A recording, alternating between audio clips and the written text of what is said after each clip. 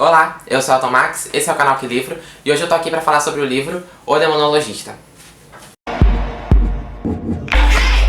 O Demonologista nos conta a história de David Ullman, um professor do departamento de inglês da Universidade de Columbia e especialista em religião judaico-cristã. O David ele tá passando por vários problemas na vida pessoal, a mulher dele tá pedindo uma separação, traiu ele com outro cara, a filha dele é um pouco deslocada, ele tá preocupado ali com a filha também, ele acaba de descobrir que a amiga dele tá com câncer terminal, ou seja, a vida dele tá passando por vários problemas. Mas as coisas, obviamente, começam a ficar muito piores quando a filha dele desaparece. Mas calma aí que eu vou explicar. Um belo dia, o David recebe uma mulher muito estranha no escritório dele, uma mulher que ele chama no livro de mulher magra, porque ela é extremamente magra, uma mulher estranha, que tem um rosto estranho, uma aparência diferente.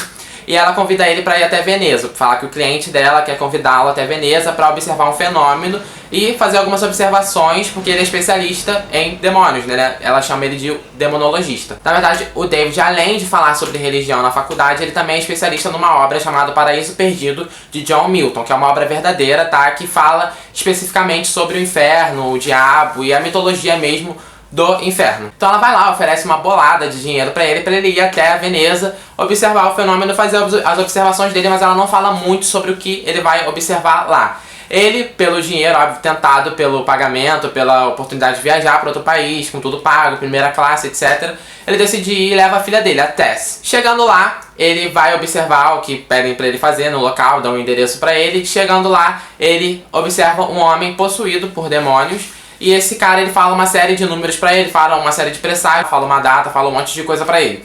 E ele fica, tipo, mega assustado, óbvio, né? Que chega em Veneza, vê um homem possuído, não é nada normal, espero.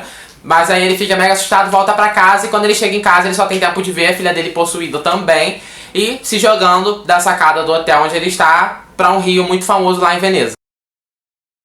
A polícia, óbvio, faz várias buscas pelo corpo da Tess, né, declara ela morta mesmo, porque ela desapareceu completamente, ninguém encontra o corpo dela nem nada. E ele, obviamente, não aceita porque, antes dela se jogar, o demônio fala pra ele que ele precisa encontrá-la. Então o David passa a entrar numa caçada pra tentar encontrar a filha. Ele pega várias pistas do que aconteceu com ele em Veneza e outras pistas que são dadas ao longo da história. Bom, o livro tem uma premissa muito interessante mesmo, tá? A gente tem um demonologista, um cara especialista em demônios, que é chamado pra observar um fenômeno com demônios, e ele é perseguido por um demônio que sequestra a filha dele. Então a gente tem uma premissa mega interessante na história. A gente tem uma pessoa que vai falar sobre o que tá acontecendo, que vai procurar saber mais sobre o que tá acontecendo, mas na grande maior parte do livro não é assim. A história tem até alguns pontos interessantes, que é quando o demônio que sequestrou a filha dele, ele aparece, ele dá as pistas, ele fala sobre várias coisas, mas na maior parte do livro o autor falha miseravelmente em aproveitar vários artifícios. Por exemplo, logo no início o homem possuído ele fala uma série de números pro David, como se fosse um presságio, né, uma data, etc, vários números e cidades. E nessa hora você pensa assim, caraca, ele deve estar falando sobre a data, que vai acontecer algum desastre, alguma coisa lá nesse país, alguma coisa vai acontecer, mostrando que ele tá falando sobre o futuro e tal. Mas não. O que acontece, na verdade, é uma coisa tão idiota e o autor simplesmente abandona essa ideia no meio do livro. Não tem desastre, não tem nada. O livro é basicamente 317 páginas de análise sobre o personagem do David. A gente acompanha de perto as angústias do personagem, por ter a filha desaparecendo, pela melhor amiga estar morrendo, por ter acabado de se separar, por coisas que aconteceram no passado dele também. Então o livro é basicamente o acompanhamento do personagem do David, tá? Fora isso, são poucos pontos que excedem e chegam pra uma ação, uma coisa realmente que tem a ver com o título do livro, né? Pra não ser totalmente injusto com o livro, tem alguns pontos muito interessantes que acabaram me prendendo ao livro, que são os momentos em que o demônio aparece, que a gente consegue ouvir um pouquinho mais sobre o que o David sabe sobre o demônio, sobre a obra do Paraíso Perdido, em que ele utiliza a obra pra tentar decifrar um pouco sobre os demônios. Isso acontece lá pelo capítulo 15, que é quando o demônio fala um pouco com ele, ele descobre que tem que descobrir o nome do demônio, aí ele começa a pensar sobre a história, sobre as características dos demônios explícitos no Paraíso Perdido, pra tentar encaixar com o que tá acontecendo no momento. E isso são as partes realmente interessantes, as partes que eu esperava ver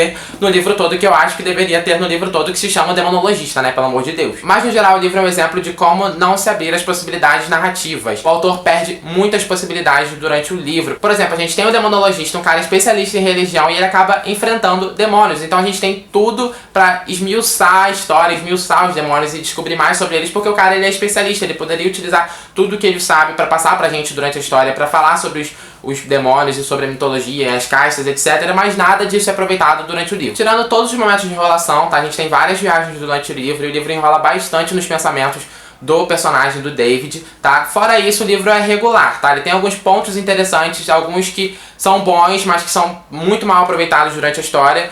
mas no geral mesmo o livro é regular. Não tem nada que eu possa falar pra vocês que é extraordinário, que vocês têm que ler esse livro. O final é ruim, falta um gancho, falta algo que te instigue a permanecer lendo até o final. Aliás, outra coisa muito mal aproveitada no livro são as ambientações. O livro se passa em vários lugares diferentes, mas você pode simplesmente ignorar isso, porque parece que tudo acontece no mesmo lugar. É tudo muito mal aproveitado, ele não sabe aproveitar os locais, as ambientações, falar um pouco mais sobre as ambientações, que é algo que é muito bem feito, por exemplo, nos livros do Dan Brown, que se passam em vários países e são muito bem aproveitados. Na verdade, o livro inteiro te passa a impressão de que ele é um, tipo, eu quero ser o inferno de Dan Brown, mas não consigo, sabe? Tipo, você fica com aquela impressão. Recomendo pra quem gosta do tipo de história, pra quem gosta de histórias que envolvam esse tipo de mitologia, tá? Mas provavelmente, com quase 100% de certeza, você vai se decepcionar. O ponto extra vai pela edição maravilhosa da Dark Side, tá? A edição está linda mesmo, a capa é maravilhosa, ela tem um alto relevo nas letras, com glitter, assim, muito linda. A capa é dura, a lombada é mega louca. Tá, tem várias ilustrações no livro, no início, no fim e na divisão dos capítulos, tá? Tá muito lindo mesmo, eu adorei essa edição, ela foi mega barata, eu comprei numa promoção, tá? O preço real dele é R$40 mais ou menos.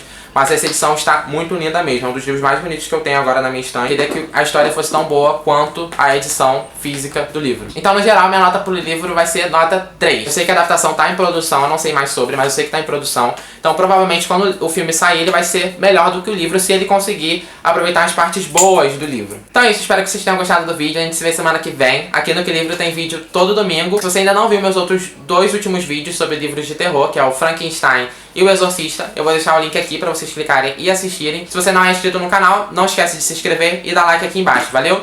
Até semana que vem.